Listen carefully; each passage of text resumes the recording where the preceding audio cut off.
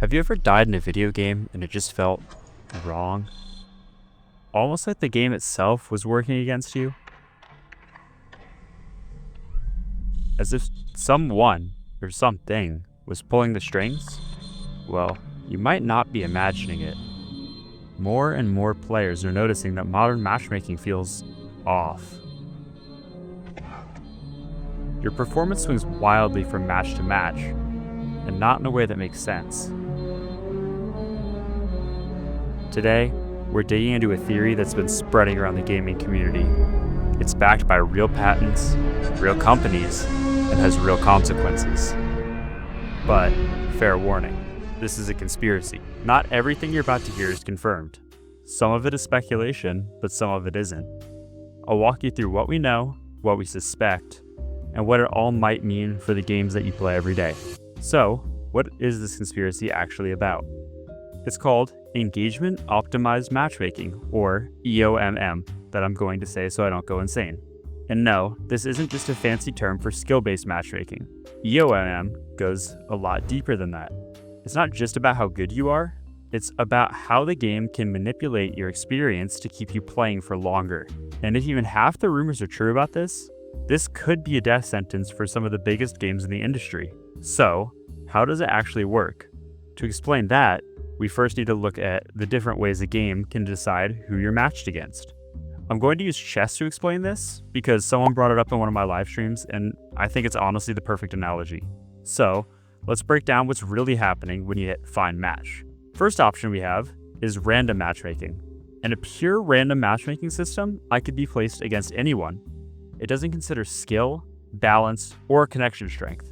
In our chess example, I might get matched against Magnus Carlsen just because he's online and is searching for a game at the exact same time. And on the surface, that sounds ridiculous, and it would be, but the upside is that queues are lightning fast because the game isn't checking for anything besides Will you shut up, man? Because the game isn't checking for anything except availability. Connection-based matchmaking. This system prioritizes low ping and regional proximity.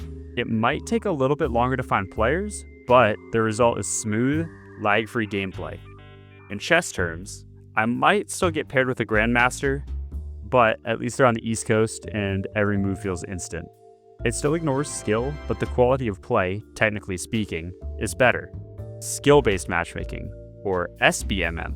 Alright, now we're getting into the deeper layers. SBMM uses some form of ELO, or a point system, to match you with players of similar skill to yourself. When done right, it offers competitive, fair games. These are tough, but they're never hopeless. In chess, I would face someone with an ELO close to mine. Meaning the outcome is up in the air because we would have a similar skill level. But SBMM also has its downsides. It punishes improvement by throwing you into harder matches, which can make you feel sweaty and repetitive. It also hides your ranking from you, leaving you stuck without fully understanding why sometimes. This kind of leads us to an honorable mention of ranked matchmaking. Ranked is just skill-based, but the ELO is visible, and there's tier divisions like bronze, silver, diamond. It usually has stricter rules and longer queue times because there are more categories to sort through, but most players prefer this due to the transparency and the ability to know where you actually stand at any given time with a numeric value. Lastly, we have the star of the day, Engagement Optimized Matchmaking, or EOMM. We've reached the bottom of the iceberg. Take everything we just discussed, and remember, those are all still being considered by the algorithm. However, the goal of EOMM isn't fairness or load time, it's retention. Instead of matching you with players of similar skill, it uses machine learning and player data to predict what kind of match will keep you playing for longest. Let's go back to our chess example. Say I'm a 400 ELO player, because I'm not very good at chess. EOMM might give me a couple of easy wins against 200 ELO players, but suddenly throw me a curveball and give me a 600 the next game, because the data says that the emotional roller coaster I'm on keeps me coming back to the game. It's not trying to be fair, it's trying to get me addicted. And this isn't just theory. These systems are patented, and it's real. Companies like Activision have filed legal documents outlining exactly how these systems work, and they factor things in like your play history, your spending behavior, your win-loss rate, and even whether people in your match have bought a certain item or microtransaction. And while we don't know every single detail of this system, what we do know so far from patents, developer statements, and player behavior paints a picture that's hard to ignore. The evidence. Patent 1. A system and method for driving microtransactions in multiplayer video games. This patent is exactly what it sounds like. Filed by Activision in 2015 and granted to them in 2017, it outlines a system that doesn't just match players by skill or connection speed. It matches them based on what will make them more likely to spend money. We're not going to go through the entire 27-page document, but feel free to look it up. This is all public information. Here's the key part of it though. At first, it looks like standard matchmaking. They use typical data points like region and skill. But in Figure 8, it introduces something a little more insidious. The game identifies an item that may be relevant to the first player. Then, it places them in a match where that item is effective.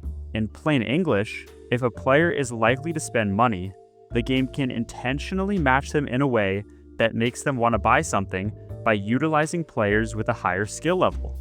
The system wants you to emulate the better player by purchasing the item that you've seen them succeed with yourself.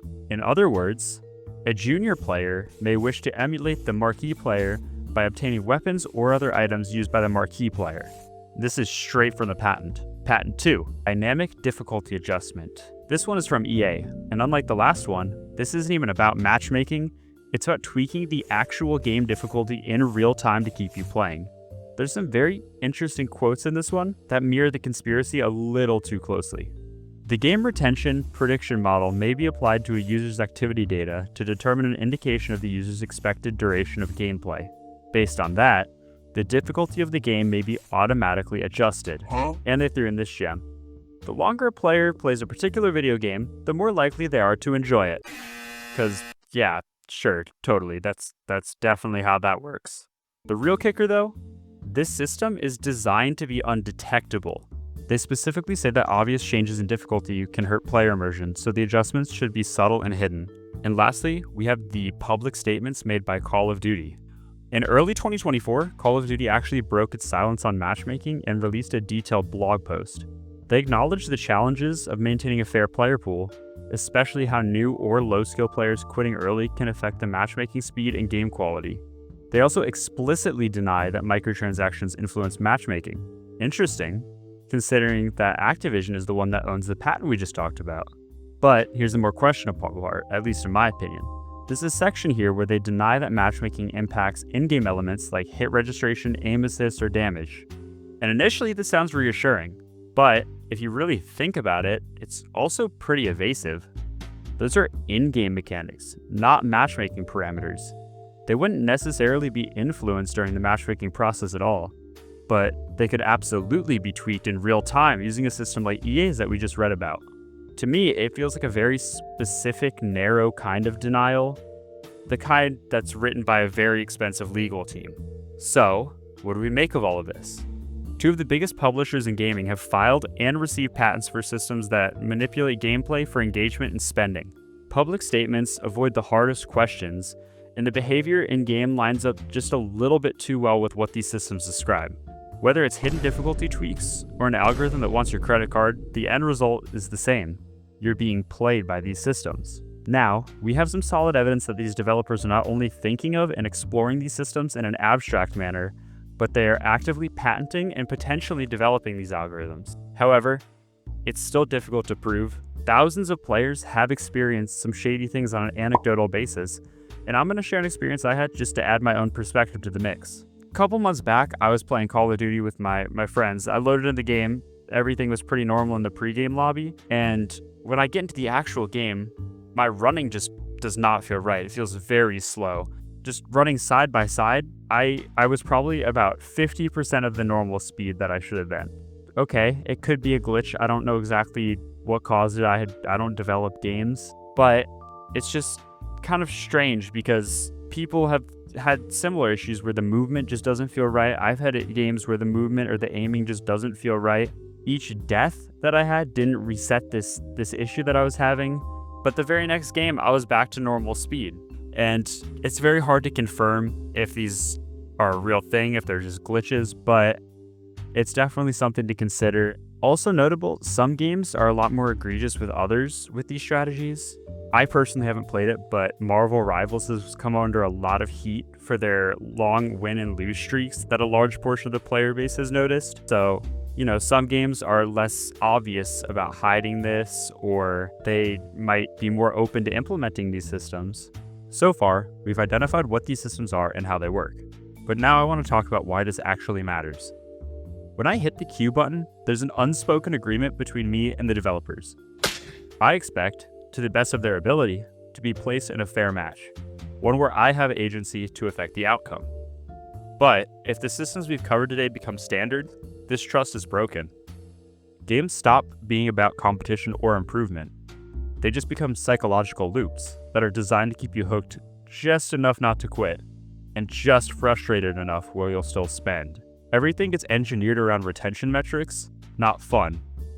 Players lose more than just good matches, they completely lose their individuality. And the worst part, you won't even notice this happening, because that's the design. The more subtle it is, the more powerful it becomes.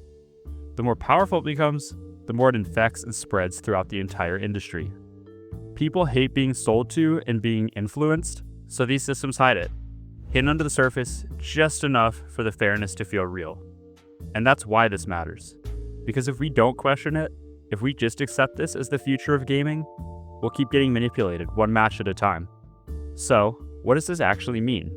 The patents are real, the methods exist, and the behavior we're seeing in games lines up a little too well with what those systems are designed to do sometimes. It doesn't mean every match you play is rigged, or that some evil dev is sitting behind a screen trying to make you lose, but it does mean that modern gaming has changed, probably for good. It's the winds of change. Matchmaking isn't about fairness or fun anymore, and we're just simply following the mass trend of retention, metrics, and profits. You're not just a player, you're data. And the game is adapting around you, whether you realize it or not. This is the new meta, and it's not the Car 98 sniper. So ask yourself, are you playing the game, or is the game playing you? If you stuck through the whole video, thank you. I appreciate you watching. Go check out my other stuff if you want, and make sure to leave a comment if you agree, disagree, have anything to add, or if you've had an experience like this. Thank you.